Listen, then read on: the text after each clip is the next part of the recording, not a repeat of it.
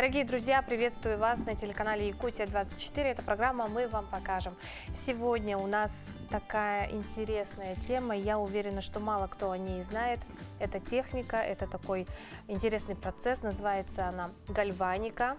А если говорить простым языком, это я делаю украшения из листьев, но гальваника это сам процесс покрытия металлом. Электрохимическим способом, вот грубо говоря так. А так в итоге после вот этого процесса получаются вот украшения. Украшения, да, из листьев, из перьев, из веточек и из чего только. Это медные украшения, которые повторяют фактуру, всю структуру листа или пера, да. И я рада представить вам Алену Ганееву. Алена, здравствуйте. Очень рада с вами познакомиться. Вы сказали, что у нас в Якутии вы еще не слышали про таких людей, мастеров, которые вот занимаются этим направлением, да? Может быть, они есть, но где-то тихо сидят незаметно. Да, но я знаю очень многих, часть людей, которых я встречала, они вообще не знают, что это такое. А есть некоторые люди, которые видели, встречали, и они тоже хотят этим заниматься, но вот сами пока сидят и думают. Да. Вот интересно, как вы к этому пришли, откуда узнали, услышали и почему решили заняться этим таким непростым, я бы сказала, творческим возможно, делом. Год назад где-то мама сказала, типа, вот гальваника, я хочу попробовать. Я начала читать про нее, и там процесс, химические реактивы какие-то, серная кислота, испарение. Я такая, значит, дома это делать нельзя. То есть опасно. Опасно, да. Вроде как опасно. То есть нужно обязательно проветриваемое помещение. У нас нереально было сделать, потому что у нас окна полностью закрытые. Есть, конечно, там небольшая форточка, но тоже не вариант. Маленький ребенок, там 2 кота на тот момент у нас было, то есть, да, то есть помимо всей семьи, вот как-то страшненько было заниматься, поэтому я отложила до лета этот процесс, и вот летом, когда стало потеплее, где-то не в мае, а где-то в июне, я стала мужу, говорю, купи мне, какие-то материалы, которые как раз-таки нужны. А там нужна медная пластина, электролит, чтобы сделать, дистиллированная вода, естественно, медный купорос и вот какие-то такие материалы.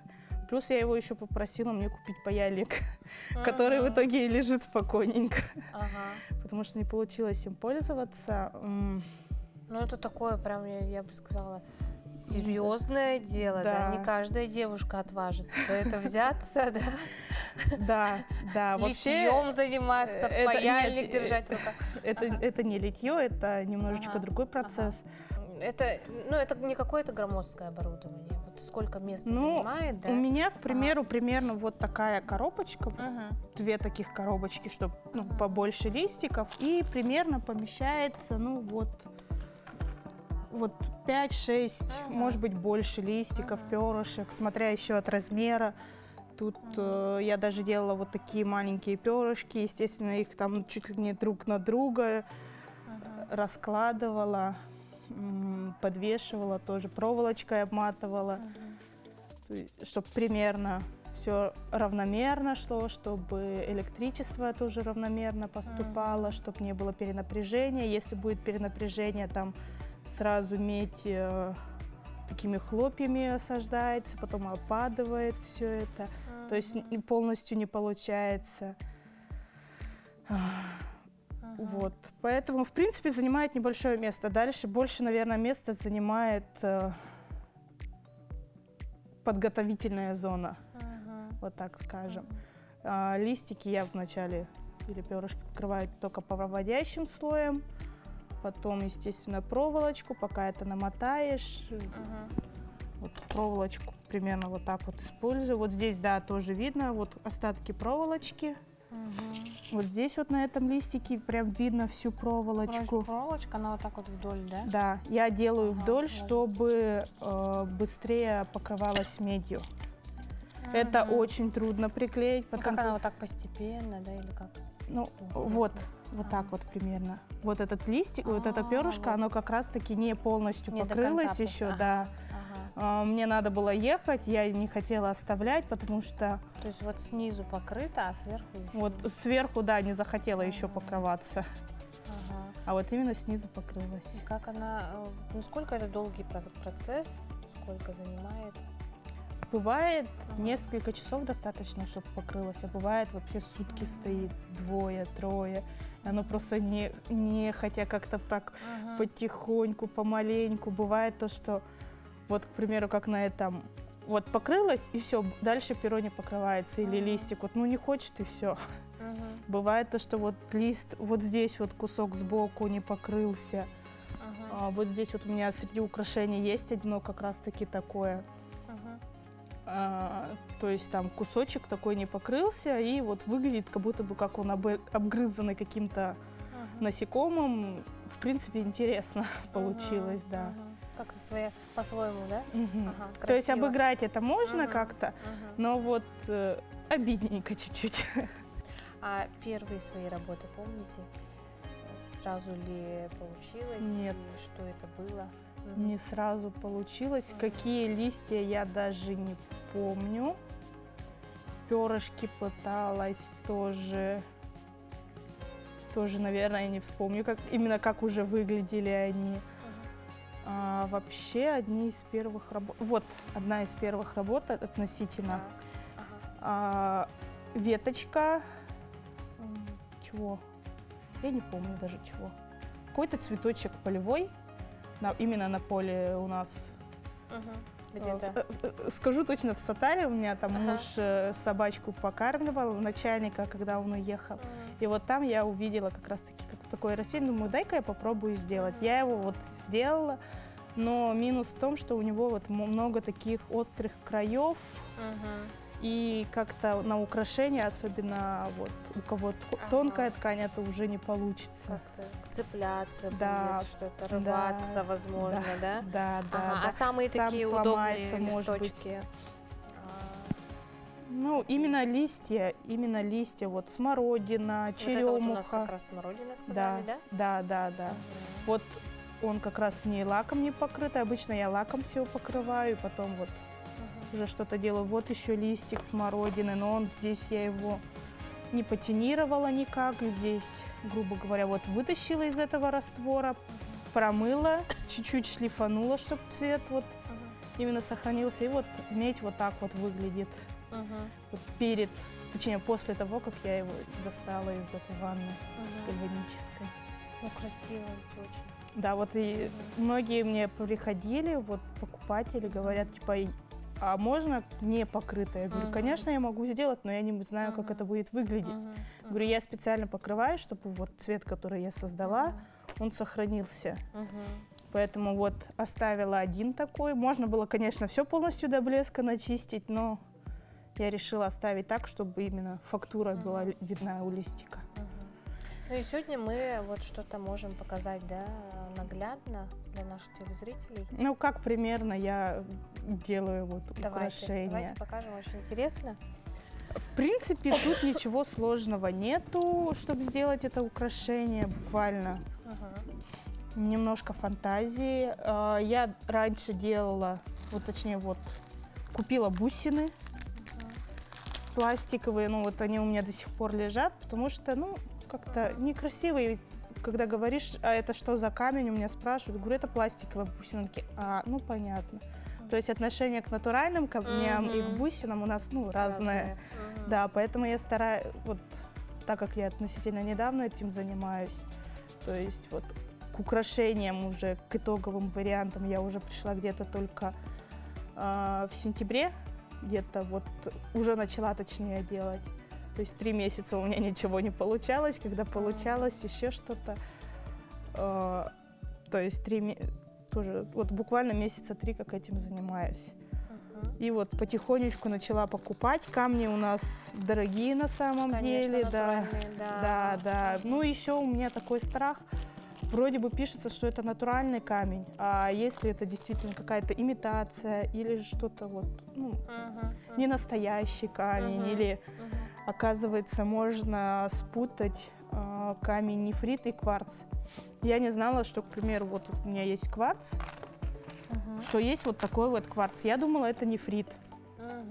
Начала искать в интернете информацию, чем отличается нефрит от кварца. Кварц, он более такой синий, а нефрит, он более к желтым оттенкам, более таким травяным зеленым.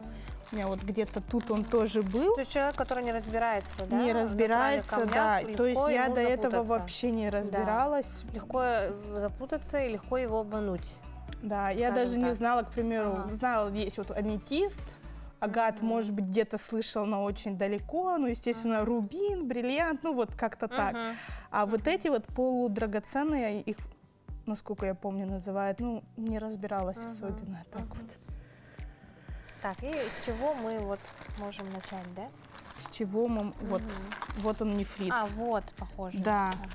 Вот они вроде бы похожи, но вот можно даже достать. То есть он действительно такой более синий, а вот этот более травяной. И этот то нефрит такой, он более темный.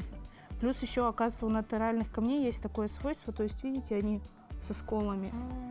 Это нормальное явление, и, к примеру, если вы видите такую бусину, которая прям идеальная, вот все бусины прям на подбор, есть вероятность, что это не настоящий. Не настоящий, напротив. Да. У меня вот даже где-то вот здесь есть агат, который тоже вот там местами со сколами, вроде бы вот он круглый, но тоже посередине какой-то скол, вот, да, есть такое. Как я делаю украшения? Давайте, да.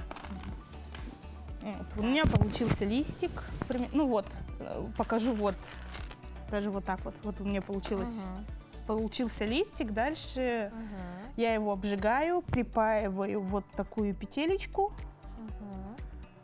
и, естественно, что с ним дальше делать? Можно оставить так вот, немножечко шлифануть, так, вот, то есть вот взять так вот, чуть-чуть шлифануть, наверное, лучше здесь сделать, чтобы так не заморать.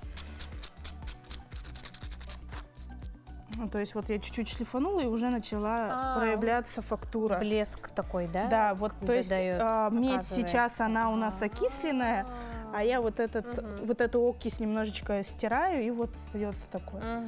У меня у мужа был дремель, я его себе забрала, все равно им не пользуется, и вот получается им вот потихонечку что-то делаю как-то. То есть вот обжигом. Как-то хотела сделать окисление, вот как раз-таки, вот хотела сделать окисление, вот как настоящее было бы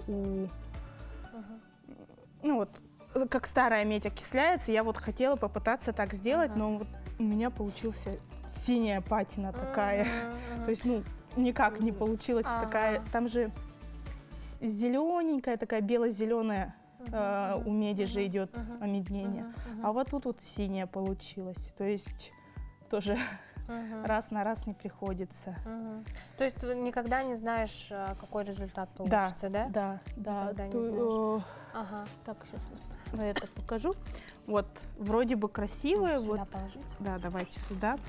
Вот вроде бы красивое, вот, и оно с двух сторон разное. То есть с этой стороны так, и с этой стороны, видите, вот пятнами получилось. То есть где-то синие пятна, такие голубенькие, желто-зеленые какие-то, вот такие пятна получились.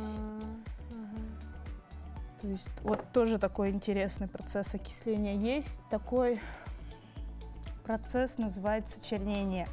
То есть когда медь практически черная, ну вот как на этом листике, но на этой веточке, но там используется специальный серный камень, он называется, и там его в раствор опускают, он, естественно, темнеет, потом ты это все смываешь, где-то надо натираешь, и вот остается эффект.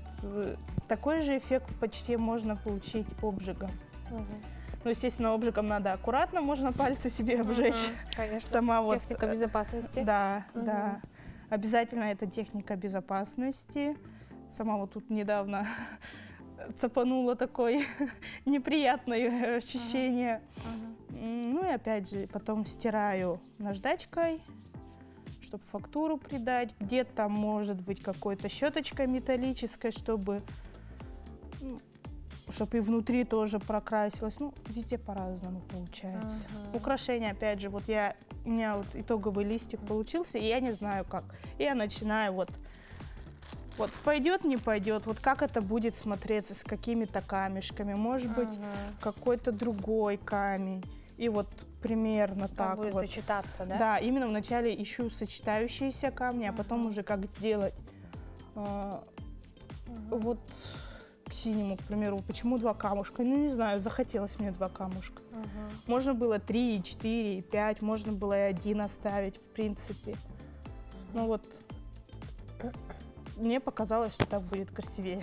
Ну вот, а люди, интересно, как реагируют? Я знаю, что вы ходите по ярмаркам, да, по выставкам. Да. Частенько можно там встретить вас, вот Да, кто-то заинтересуется. Да, Ага. да, я вот как раз-таки стала частенько выходить на ярмарки. Мы вот с мамой вместе ходим, она у меня шкатулки делает, поэтому я больше говорю: мама, давай, ты на пенсии, давай. Семья мастерица у вас Да. прямо. Ага. Да, у меня сестра тоже там пытается что-то делать, она и вязала, и вот сейчас вот последняя ее работа, она ковер сделала свой, да. У меня у самой нету итогового варианта. Ее, говорю, почему не сфотографировала? И говорит, вот, потом она мне скинула фотографии, там типа вот, это такой почти готовый вариант, а вот это мой котик принимает в дар ковер. То есть котику больше понравился этот ковер.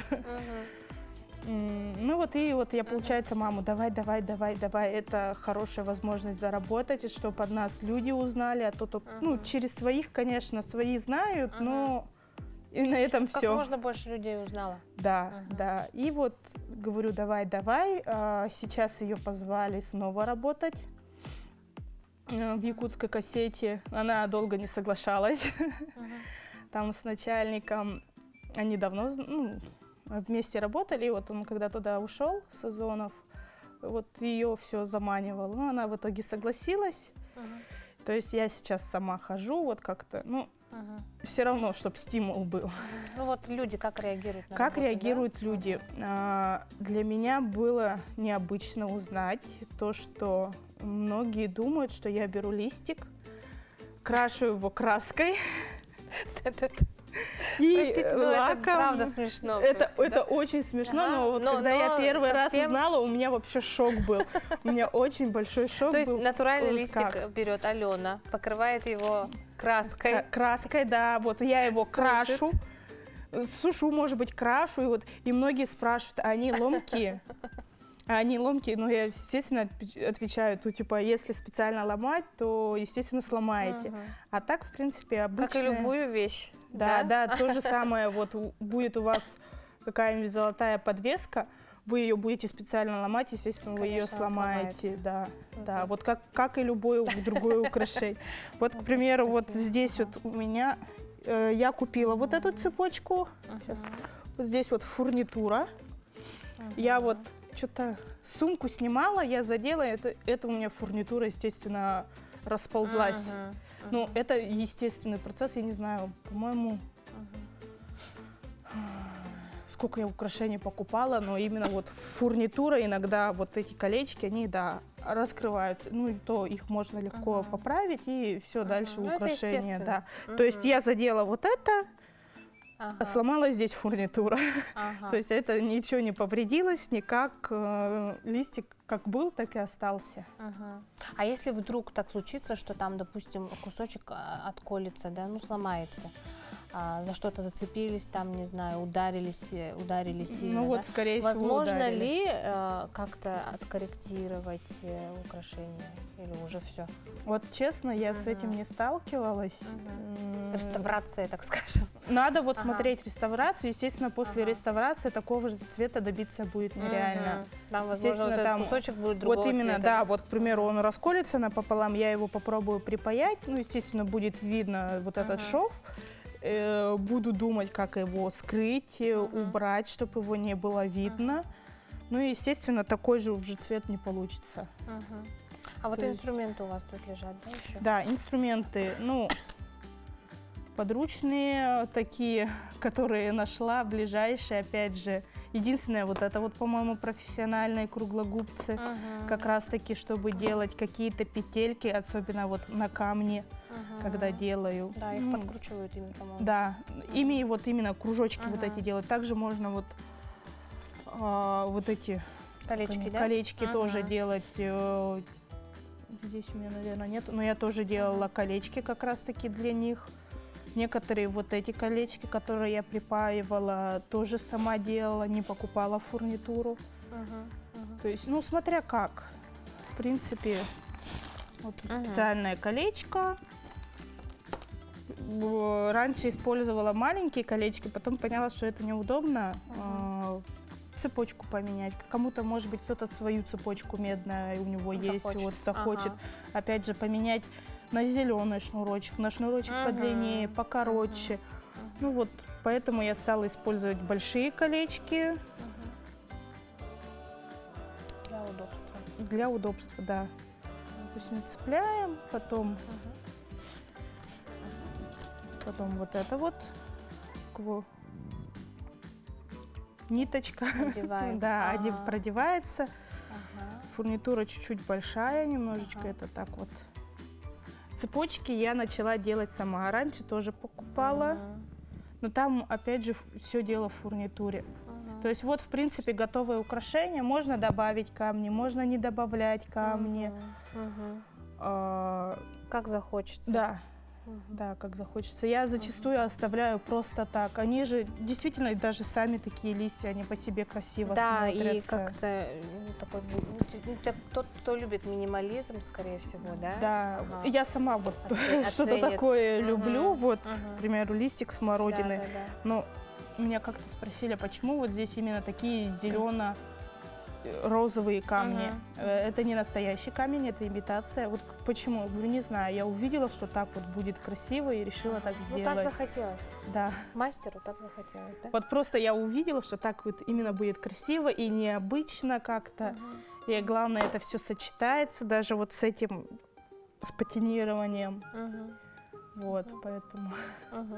Вот сам процесс, да? Да. Вы сказали, что по-разному занимает по времени, от скольки-то часов до 2 дней, да? А сам процесс как происходит? Вот сам процесс именно сложный, наверное, подготовки. К тому же, когда делаешь какие-то маленькие детали, это очень много по времени, очень кропотливая работа. Вот, к примеру, возьмем на этом перышки. Я вначале приклеиваю проволочку тоненькую, специально ее тоже найти проблема, оказывается. Тоненькую проволочку приклеиваю как раз-таки, чтобы быстрее медь вот налипала, так скажем. Потом надо покрыть только проводящим слоем. Он зачастую не на 1 слой покрывается, на 2, на 3, ну, как вот хорошо покроется. Потом проволочка потолще привязывается. И вот потом все это в гальванистическую ванну, как она правильно называется, в раствор. Да, в раствор, электричество. Обязательно там нужны медные пластины, потому что без них процесс не будет. Чем больше пластина, тем лучше осаждение, потому что там тоже вот такое соотношение. Площадь покрываемой поверхности должна быть в 2 раза меньше площади вот той поверхности, от которой вот исходит. То есть это тоже очень важный момент. Вот как раз-таки тоже рассчитывается это вот хотя бы примерно. Так, вот подвешивается на медную проволоку все это вот в гальванистическую ванну, плюс на медные пластины, минус на эти, и вот идет химический вот этот процесс. Да. Потом вот он покрывается, вот здесь у меня немножечко посинело, но это начала медь, кристаллизовалась вот прям в растворе, бывает такое, это нередко бывает, то есть вот потом листик готовый у нас получается, мы его... Это вот после того, как мы... Вот он тоненьким слоем уже покрылся. В принципе, оно достаточно, но все равно чуть-чуть он хрупковатый. Поэтому я его вот здесь вот обрезаю, естественно, вот бокорезы или как-то так они называются. Обрезается, потом обжиг обязательно, чтобы медь стала крепче, потому что вот сейчас она все равно немножечко рыхлая, немножечко хрупковатая. Припаивается петелечка, ну, по крайней мере, я так делаю. Припаиваю петелечку и потом снова в ванну, чтобы потолще слой был, покрасивее. И дальше опять достаю, придаю цвет и лаком покрываем, не лаком покрываем, и вот как-то так. Ага. Ну что ж, Алена, я хотела бы вас поблагодарить за такой интересный разговор, который время пробежало очень быстро, да? Да, я бы вам пожелала не останавливаться. Действительно видно, что вы человек, который вот, упорный, да, стремится к результату, к хорошему результату причем, да. И не стоит на месте и продолжает познавать, знакомиться и знакомить других окружающих с какими-то новыми видами красивых вещей. Да. Алена, спасибо большое, творческих Вам спасибо, успехов. что пригласили. Да, творческих успехов, и обязательно, думаю, встретимся с вами в следующих эфирах и что-то интересное еще с вами возможно, более сделаем. подробно, да. Спасибо большое. Наша программа подходит к концу. Занимайтесь творчеством.